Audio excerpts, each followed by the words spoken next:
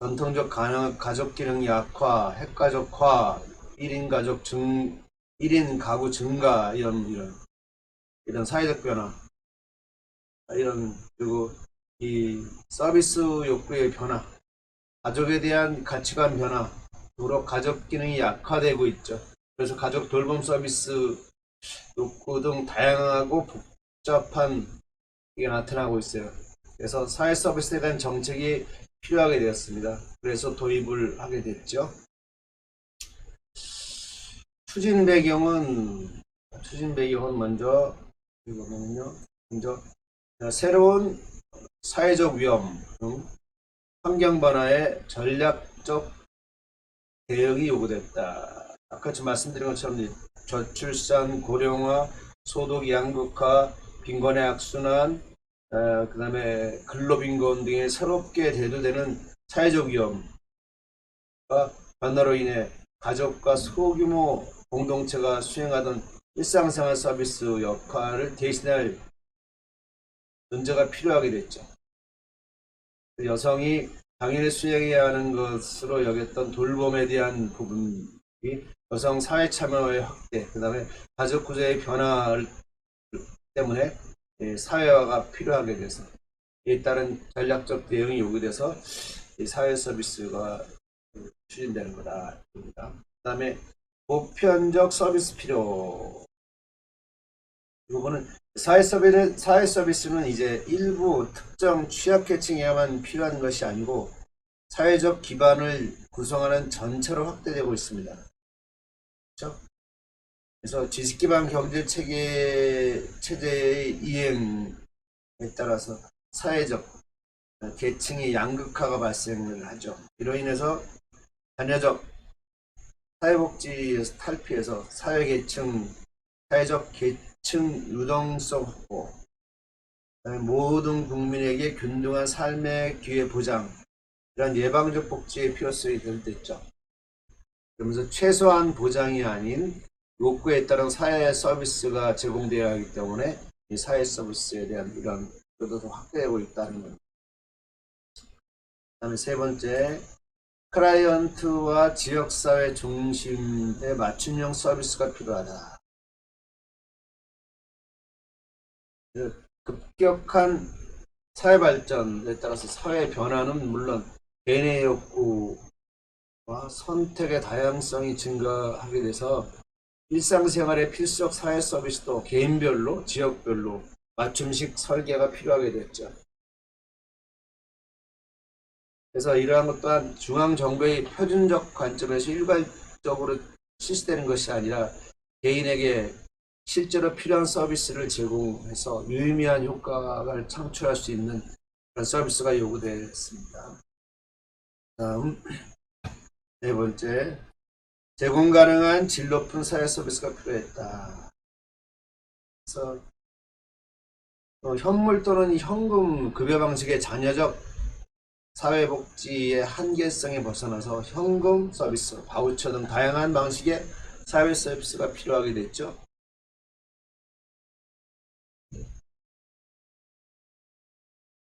그 다음에 다섯 번째, 일자리 창출을 통한 능동적 복지 구현 필요. 사회복 서비스업, 취업 유발 효과가 있죠. 그래서 서비스업이나 제조업보다 고용 창출 효과가 크죠.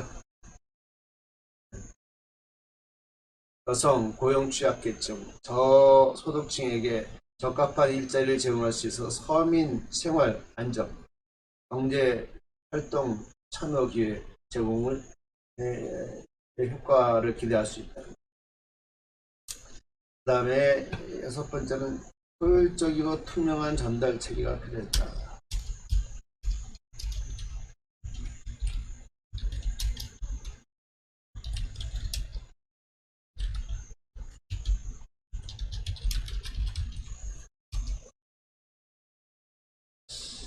이런 것들이 이제 사회 서비스의 추진 배경이 되었다. 그 다음 전자바우처 제도를 한번 보죠. 전자바우처 제도. 전자바우처 제도는 여러분 먼저 아시니까 자, 쭉 넘어가겠습니다. 쭉 넘어가고요. 우리 책 225페이지 보세요.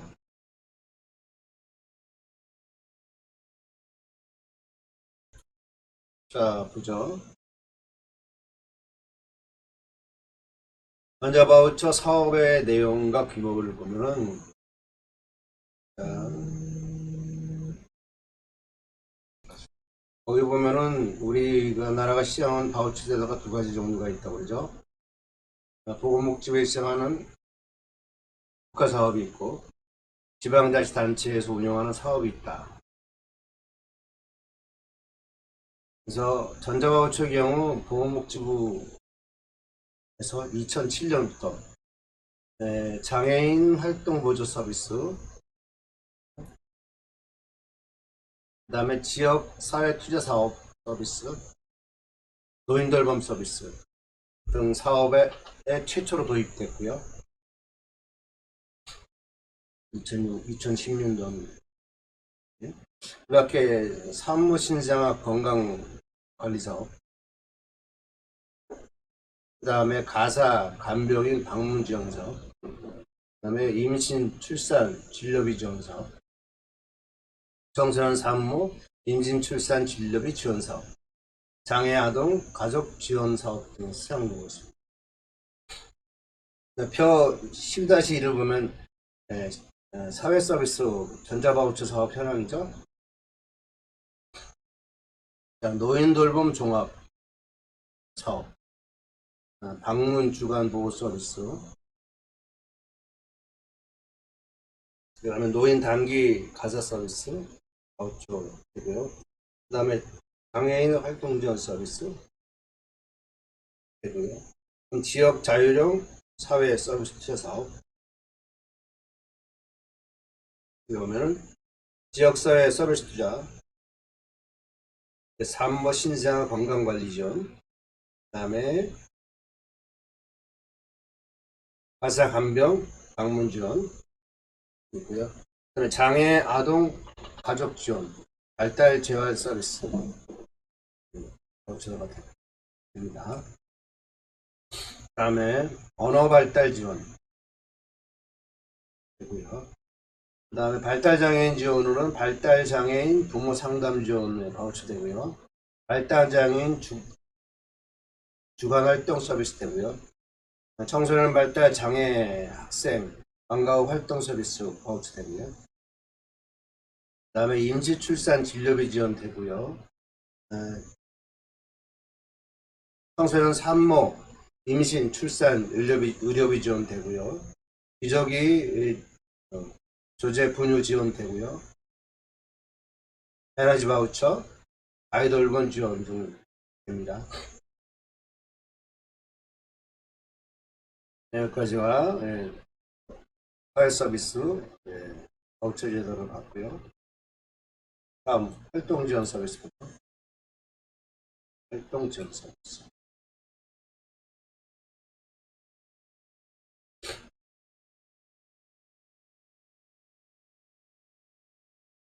자, 활동 지원 서비스도 자, 그러면은 신체적, 정신적 장애로 일상생활이 어려움을 겪는 중증장애인들에게 활동 지원 급여를 제공해서 장애인의 사회 참여, 자립생활, 인권 향상을 도와주는 것, 이거를 활동 지원 제도죠. 자, 넘어가고요.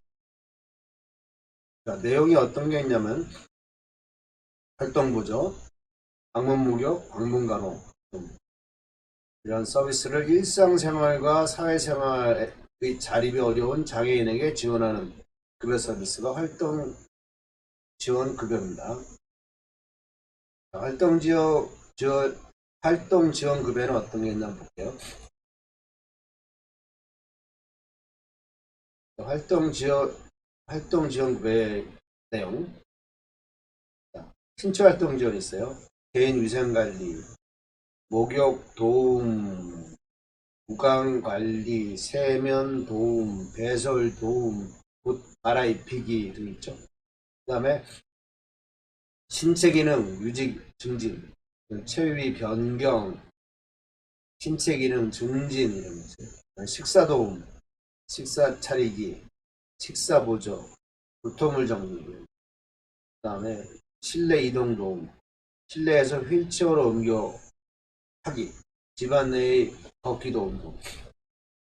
이런 거 있죠. 신체 활동 지원, 가사 활동 지원, 청소 및 주변 정리, 세탁, 취사 이런 것도 있어요. 그 다음에 사회활동 지원에는 등하굣길, 등하교 및 출퇴근 지원, 외출 시 동행, 그 밖에 급학 제공 서비스로는 이제 수급자 자녀의 양육 보조, 생활상 문제 상담, 의사 소통 도움 등 여기에 연결되지 않은 서비스 내용 이런 것들. 이런 것들이 이제 활동 보조 내용들이 되겠습니다. 활동 급여 신청은 어떻게 하죠? 대상자가 급여 신청을 하는 신청주의가 원칙이죠. 우리 사회, 우리나라 사회복지사 보면 신청주의 원칙이에요. 만 6세 이상, 만 65세 미만 장애인 복지법상 등록 1급에 3급 장애인을 대상으로 한다. 연령은 신청 기준, 신청일을 기준으로 판정하고요. 수급자로 선정된 후 60세 또래, 선정된 후에 60세 도래 시 해당 월 다음 달까지 수급 자격이 유지됩니다. 이것도 설명하죠. 세부적인 거는 했던 거고요. 이거는 이제 활동 지원 급여 수급자 선정 절차입니다. 그 다음에 신청 이후에 이제 조사 및 방문 조사를 해야 되죠. 그래서 장애인 복지법상 등록 1급에 3급 장애인으로서 활동 지원급여 신규 신청자는 심사 대상이 되죠.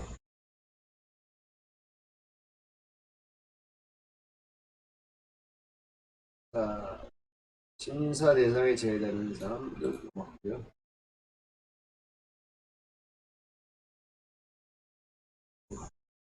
방문조사는 네.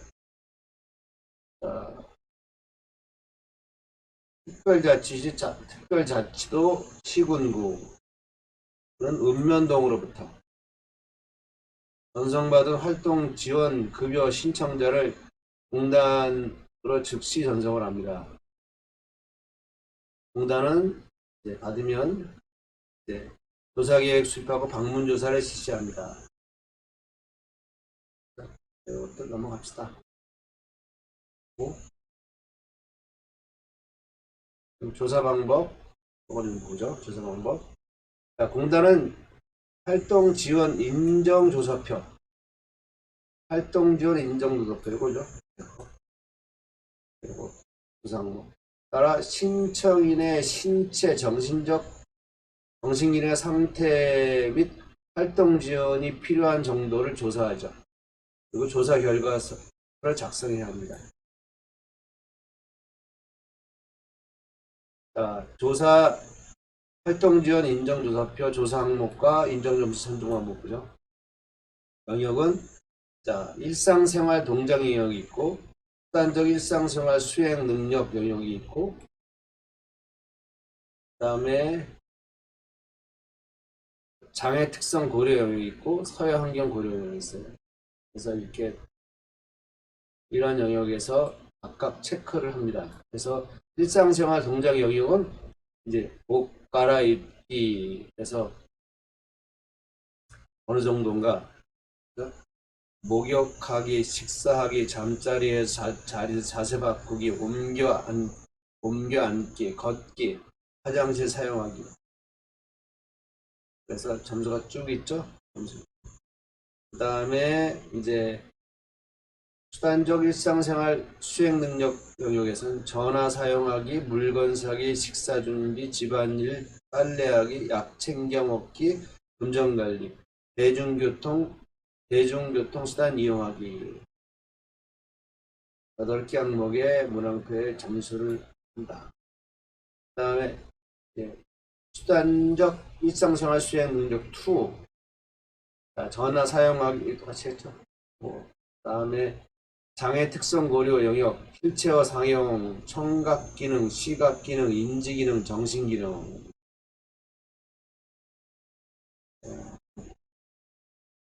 사회 활동 영역, 사회 환경 고려 환경, 사회 환경 고려 영역, 사회 생활 참여, 위험 상황 대처 능력, 장애인 보조기구 사용 능력, 단어나 문장을 보고 이해하기. 총 470점. 4개 영역의 점수를 합산해서 합니다.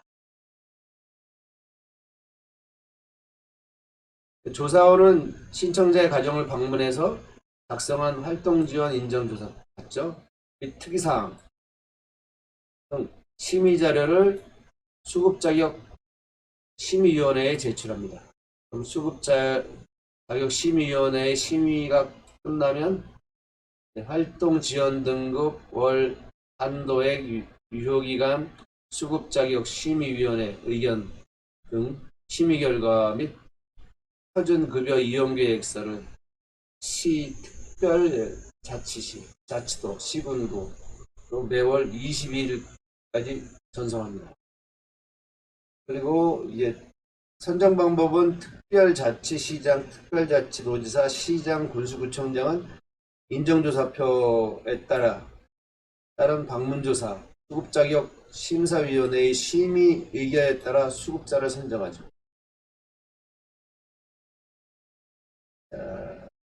선정 기준 보시고요.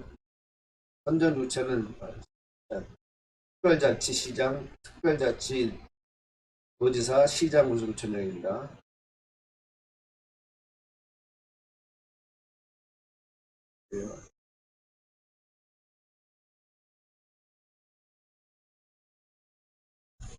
그리고 결정자료 전송은 공단은 수급자격 심의위원회 심의 결과를 행복 이용을 통해서 특별자치시, 특별자치도, 시군구로 즉시 전송해야 한다. 그 다음에 수급자격 결과 통지는 이제 특별자치시장, 특별자치도지사, 시장, 군수구청장은 수급자로 결정된 신청인에게 대상자 선정 결과 등 사회보장급여 통지서를 통지한다. 그 다음에 활동지원급여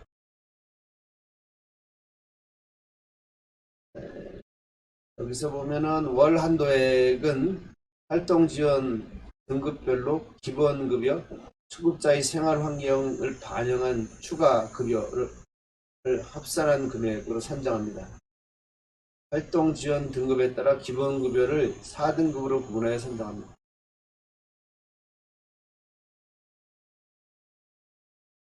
4등급이죠. 추가급여는 생활환경과 자립활동 등에 따라 산정됩니다. 추가급여 사유가 중복되는 경우 모두 산정합니다. 다만 최중증 취약 가구와 나머지 가구 구성원의 직장생활은 중복 상량이 불가합니다. 뭘 한도에 너무 자세히 하지 말고 넘어갑시다. 그래서 여기까지가 이제 활동지원제도입니다.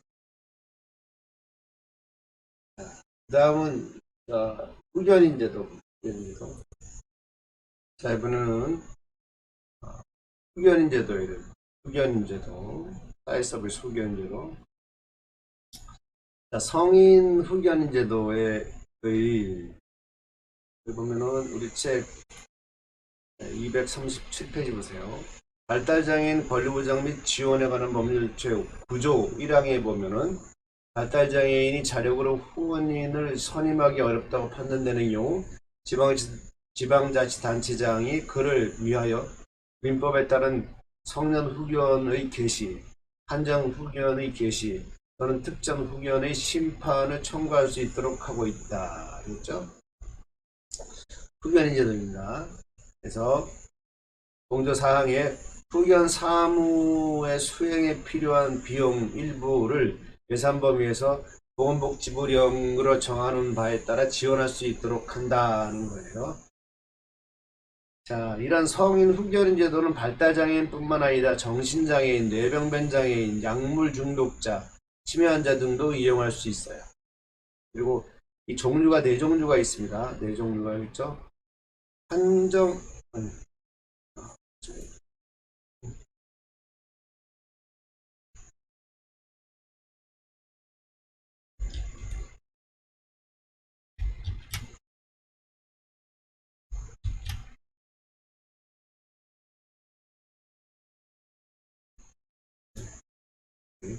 성인 후견, 한정 후견, 특정 후견, 임의 후견이 네 가지가 있습니다.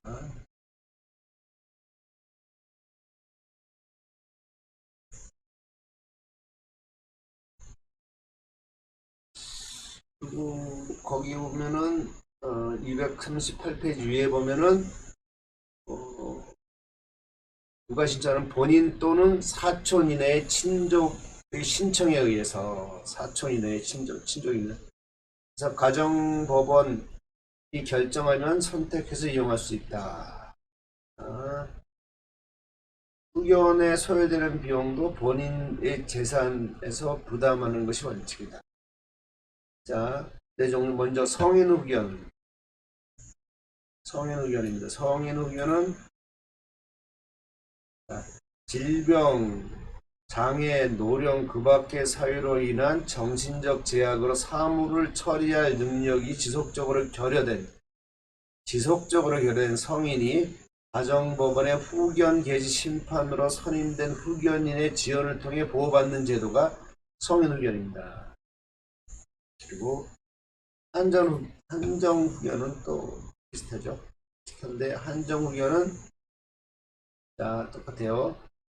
장애, 질병, 노령 그 밖의 사유로 인한 정신적 제약으로 사무를 처리할 능력이 부족한 성인이 가정법원의 후견 개시 심판으로 선임된 후견인의 지원을 통해 보호받는 제도가 한정후견 제도다. 성인 후견은 사무 처리할 능력이 지속적으로 결여된 성인이 되죠. 근데 한정후견은 사무 처리할 능력이 부족한 성인이 돼요. 특정후견은 똑같이 장애, 질병, 노령 그 밖의 사유로 인한 정신적 제약으로 일시적 후원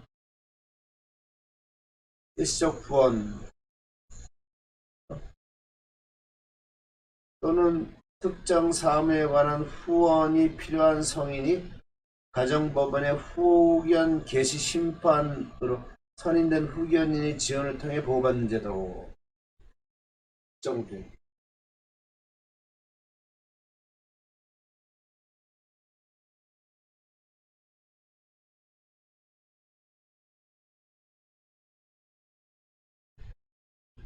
임의 후견은 일반 성인이 질병, 장애, 노령 그 밖의 사유로 인한 정신적 제약으로 사무를 처리할 능력이 부족한 상황에 있거나 부족하게 될 상황에 대비하여 스스로 후견 계약을 체결해서 자신의 재산관리 및 신상보유하는 사무의 전부 또는 일부를 후견인에게 위탁하고 그 위탁 사무에 관하여 대리권을 수여하는 것을 내용을 하는 제도가 임의후견이다.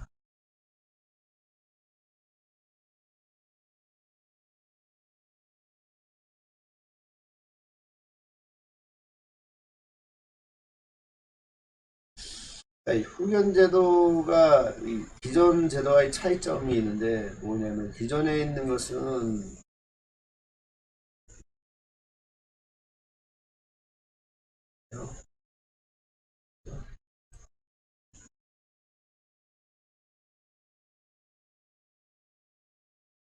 기존에는 금치산 한정치산 제도가 있었죠. 이것은 경제적인 문제에 대해서만 지원이 국한되어 있었죠. 그래서 이거 이제 확대된 거예요.